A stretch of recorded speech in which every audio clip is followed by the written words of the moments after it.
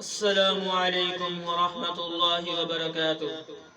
بسم اللہ الرحمن الرحیم، والصلاة والسلام علی رسولہ الکریم وعلی آلہ واصحابہ اجمعین، اما بعد۔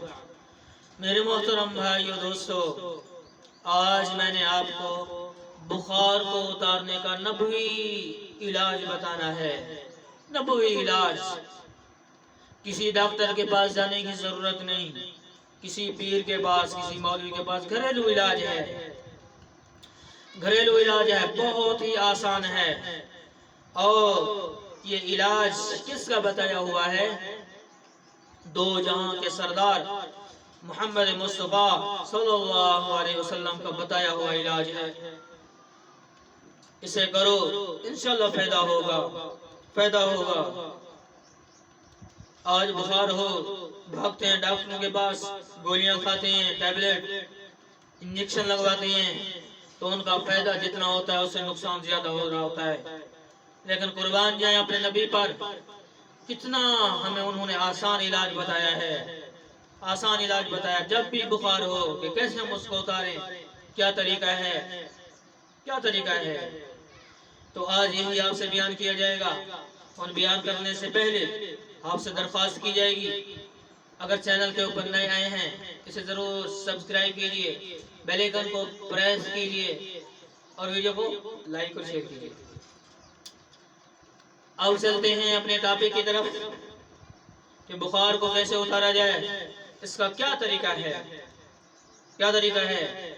حدیث پاک میں آتا ہے، ابن ماجہ کی روایت، بسم اللہ الرحمن الرحیم، عن عائشہ رضی اللہ تعالی عنہ، حضرت عائشہ صدیقہ رضی اللہ تعالی عنہ سے روایت ہے